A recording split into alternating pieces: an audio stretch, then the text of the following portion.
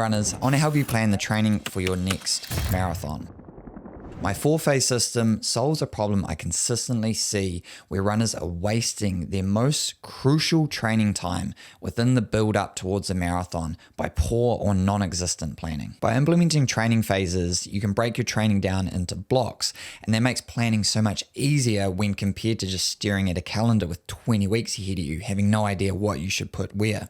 When you've got training blocks, you can just plop them into the calendar, and then you can input the sessions that you know are specific to the focus of each of those blocks. One of the biggest benefits I've experienced of phase-based training has to be the mental offload. I know for 2 to 3 weeks, I'm concentrating on this specific aspect of my training, and I just need to push through to that. And then it's the recovery. Because I differentiate each of my phases or training blocks with a recovery or deload week, I don't feel so bad about pulling back, knowing that I'm going to be pushing again and I'm now absorbing the concentrated and specific training that I've just implemented.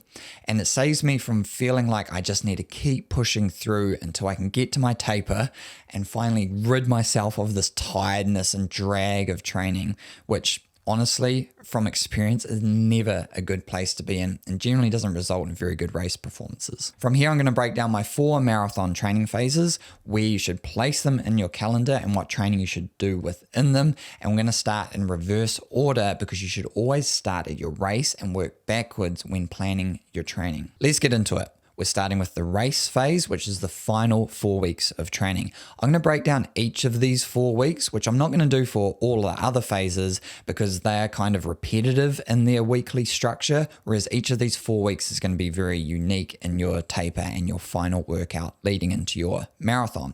So we have the marathon week. You've got your race at the weekend, and then really I'm only looking at one key session during that week, around 3 or 4 days out, something you would have trialed or know instinctively when and where you should place that final workout.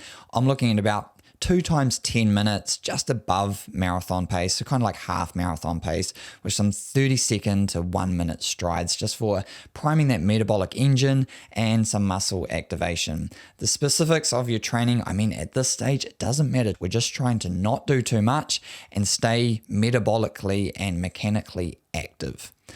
Everything else is just going to be easy. Then we're going to the week before race week. Remember, that weekend is only going to be 7 days before your marathon. So you don't want to do too much training or too intense of a session, which I often see a lot of people do in their panic training. They just want to double check they can still run marathon pace for 20, 25 Ks. No need to do that. The hard work's been done. What I like to do is around 30 minutes or 10K, depending on the individual, at marathon pace. We're just trying to prime that metabolic engine to get our fat and carbohydrate oxidation mix just right and just refamiliarize ourselves with what we're going to be doing on race day. Checking our heart rates nice and low, checking out our shoes, making sure everything's working appropriately. 15-minute warm-up, 15-minute cool-down. You're typically looking at an hour, hour 20 for that. And then during the week, you want to implement a Farlek run, something where you're doing threshold pace effort or above. So you're stimulating more of a demand for the oxidative and anaerobic metabolism, and then you're getting the biomechanical stimulus of faster running, longer stride lengths, shorter ground contact times, all of those benefits. You don't want to overdo it, but something like a really cool session that I enjoy, 10 times 1 minute on, 1 minute off, into 10 times 30 seconds on, 30 seconds off. That's a fun one that I don't specifically push outputs. It's just a matter of going off of how I feel. And then alongside that, maybe if that was, say, a Wednesday or Thursday, Monday, I may throw in just 20 minutes of tempo or 3x10 at marathon pace. But everything else is far reduced. So at this stage, we're looking around 50% of a normal training load in that week before race week. And then we're going to the week before race week. So that weekend is going to be 2 weeks into your marathon. At that stage, you can still push a relatively large session, but typically I'm looking at around 20 Ks or say 13 miles as kind of the max distance that I'd want to be pushing in that session, especially if you're around that 3 hour plus mark. If you're a 2.5 hour runner or faster, sure, then the time it takes to do 25 Ks is not going to be as long as a 3.5, 4 hour runner. So 20 Ks of total running and around 13 to 15 Ks worth of work. So that'd be around 8 miles worth of marathon or faster kind of half marathon work. We still want to be dialing in that metabolic intensity and specificity around that first ventilatory threshold where you'll be competing and completing your marathon, ideally. But we also want to keep the stimulus high while we're reducing our overall training load. This week, that third week out from your event, you're looking at 70% of the load. Then during the week, you can definitely push it a little more to try and get an optimal stimulus across the metabolic profiles. So that's kind of zone 2 all the way up to zone 5 or 7, depending on what system you're using. But essentially, we're going from the high anaerobic load to low aerobic load. So a progressive run, fartlek run, depending if you're running, say, 5-6 days a week, you can probably combine like I did the week just before, where you got some tempo sessions and then you got a fartlek run. Or if you're running 3 to 5 times a week, you've got that weekend session, then you're just going to have one more intense session during the week, typically say a Wednesday.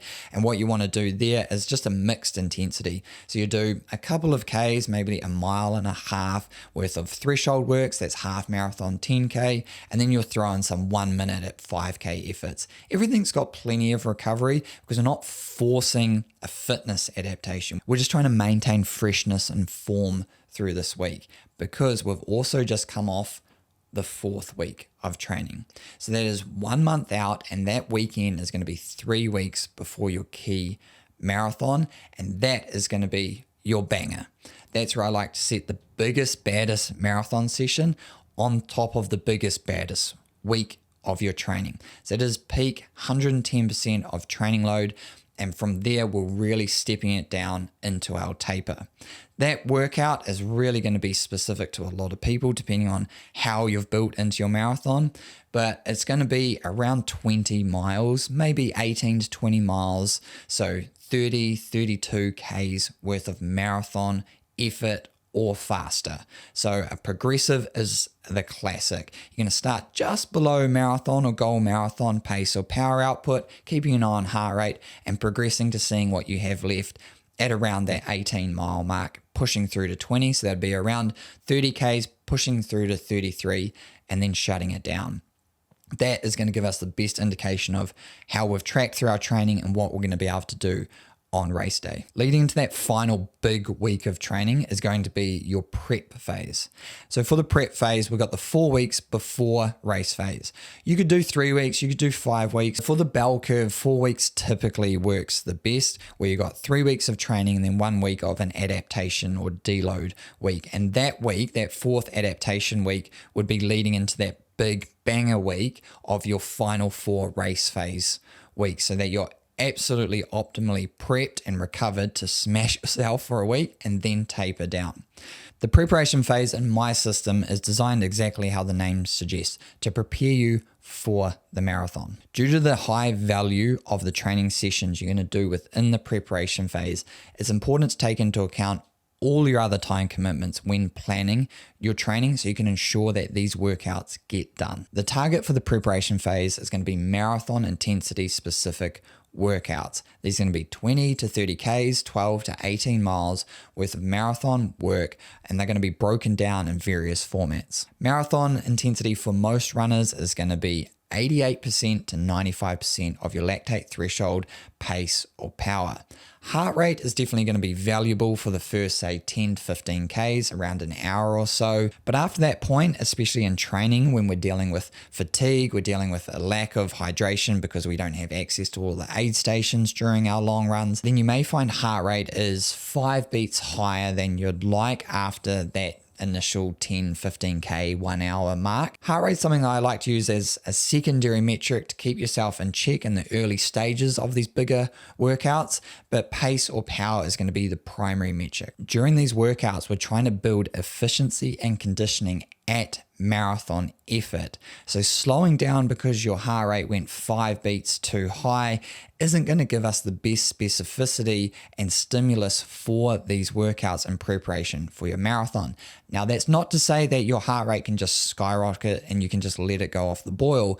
It still needs to be stabilized, but we just are going to allow it to creep up ever so slightly, a couple of beats every 10 minutes or so over these larger workouts, especially when we get over, say, a couple of hours, because it is the mechanical and metabolic work that we're trying to elicit within the session specific to your marathon, and having to run that intensity and effort for multiple hours in a row. Alongside these marathon pace specific workouts, the key is the fatigue balance. Fatigue is really valuable within this phase because we know soon after we're going to be tapering off and allowing ourselves a few weeks of recovery.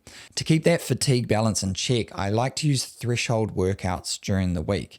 Threshold workouts are really good because they got the specificity of increasing our overall threshold and metabolic efficiency and being able to buffer and re-metabolize lactate and the associated acidity of lactate and anaerobic production. We also get a good mechanical work, and runners typically don't overdo these workouts in the preparation for a marathon because the pace itself doesn't mean as much as it does if you're doing, say, 10K or 5K efforts. So allowing us to get a relatively large volume of training within a session. So if you were doing, say, 3 or 4 times 2 mile at threshold pace, you're going to be able to get quite a lot of running done within one session because we can minimize the recovery since the on workloads are not too bad at threshold, around that zone 4-5 half marathon 10K intensity. Whereas if we were doing VO2 max 5K intensity, the recoveries need to be 1-to-1, if not 1-to-2 or 1-to-1.5.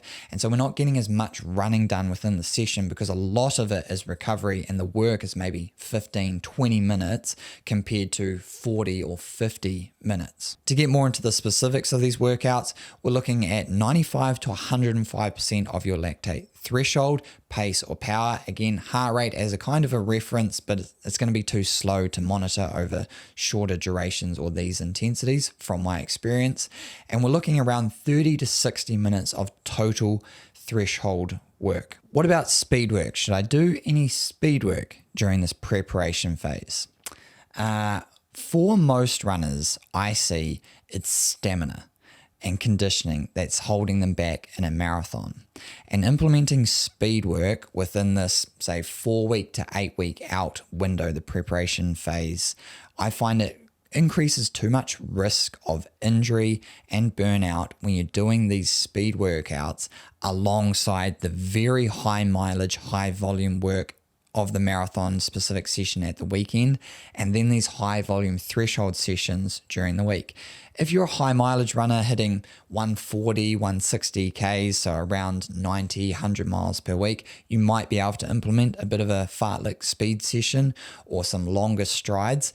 But overall, I find it too risky, and it's better to concentrate on the volume and intensity specificity of marathon workouts than it is trying to get faster. We can finesse that, like I said, in the final 4 weeks, and we can do a bit more in base phase and build phase, which I'm going to get into. The build phase is what I like to consider the final layer of foundation. It's a progression from the base phase, which we'll touch on as the final phase, and it's a step towards your marathon specific workouts that you're going to do in the preparation phase. The two most important components of my build phase are going to be a weakness targeted event specific midweek workout, and then a long run where we're progressing the duration and distance of the long run, as well as incorporating some zone 3 marathon specific intensity at the end. What I'd like to do over this 4-week block would be alternating a progressive run, so 2 hours at zone 2, just enjoyable pace over a course that's pretty similar to what we're going to be racing on, then getting into 30 minutes of marathon effort, whether that's pace or power, and then we can check heart rate to see how we're getting on in terms of our fitness and our ability to withstand marathon pace at the back end of a relatively long run. The alternate week would then be focused purely on aerobic distance, trying to get that 20 miles or that 30 to 35 Ks. So we're getting the muscular conditioning we need to be able to handle that type of duration and distance in the preparation phase, but at intensity. So while these long runs and progressive runs are definitely going to be progressing your fitness, stamina, metabolic conditioning, and everything in between, their main job really, when we're thinking long term, is preparing you to be able to handle the most intensive block of your training in the preparation phase and also that final banger. So within this, zone 2 needs to be chill, relax. You don't need to push the top of zone 2. I have a video on top versus bottom of zone 2, but it is the zone 3 parts that we need to be working on. And we want to make sure what we're doing now has event specificity in mind. What I mean by that is if you're going to be running a hilly race, we need to be doing hilly runs, because there's something very different about holding a consistent pace and stride mechanics for an extended period of time compared to running up and down hills. And then during the week, remember I said we've got our event specific weakness eliminating. We're trying to figure out where is it that we can get the most bang for buck.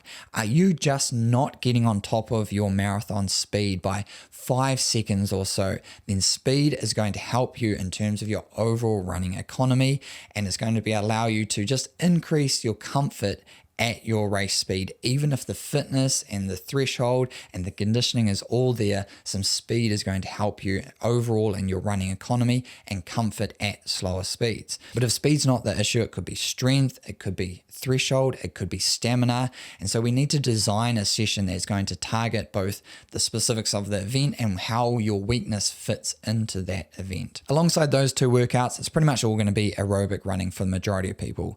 If you're doing 6 days plus, you can probably throw in a tempo or threshold session just to increase the stimulus of one of your runs, but there's no specificity around trying to target exact outputs and really push fitness. It's just overall increasing our stimulus across a week, across the entire block. To round out the build phase, I want to highlight where I see a lot of runners going wrong in this time frame of their training. So that's 8 to 12 weeks out, that kind of third month until the race. That's where I see runners starting with the 18, 20 mile, 25, 30K marathon pace efforts. The problem with that is you're either not doing them fast enough because you're not conditioned to be able to handle that type of workload, or you are doing them fast enough, but you're just going to end up burnt out because you're doing them way too early and you're not allowing yourself scope to recover and progress over the next 8 to 9, 10 weeks of your training. And that leads us on to the base phase, something you probably have some familiarization with, so I won't spend too much time on it. I'll just kind of tell you how I like to interpret the base phase. But before that, I should say that I really like to incorporate training races or B races in that transition from base phase to build phase, and maybe within the build phase itself. So you're looking maybe 10 weeks out to 16 weeks out. You might want to do a half marathon. This is a great fitness check and barometer as you lead into your preparation phase of where your fitness and conditioning is, and just a general simulation of the race environment and everything that goes along with turning up to a race, making sure you get there on time, finding parks, finding toilets, making sure you're in the correct pace group, you pace yourself appropriately, your watch is all set up, your kit's all good, you can handle the aid stations. All of that's really good to do, and then you can take that data and apply it to your current fitness level, and you can adjust your goals and outputs as you build through into the next weeks of your training. If I'd ask you, what's the focus of base phase? A lot of you would probably say zone 2. Base phase equals zone 2. And I'd say, unfortunately, many people have been misinformed about the value of zone 2. Base phase, yes, zone 2 is very important, but the main focus is building aerobic capacity. And zone 2 is not the only way to do that. And it's probably not the most effective way to do that either. Within my system, base phase is going to be your training 3 months and further out from your goal marathon. Within my base phase, I like to have 2 focus points. A primary focus, which is going to be our marathon. So that is definitely going to be zone 2 long run, so that we can progress towards the more intensive training that we need over the long term. The secondary focus of the base phase can almost be whatever you want.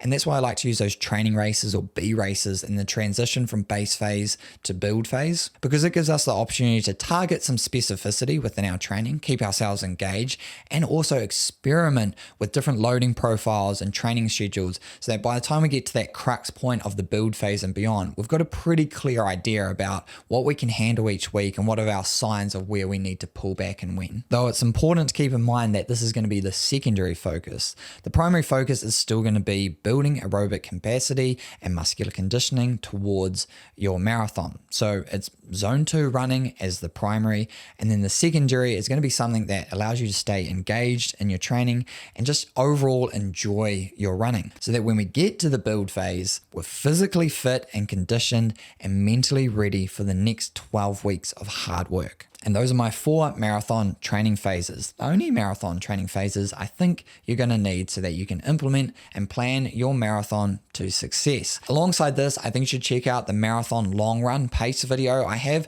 so that you can dial in the exact pace, power output, and heart rate readings that you need in that preparation phase leading into your marathon.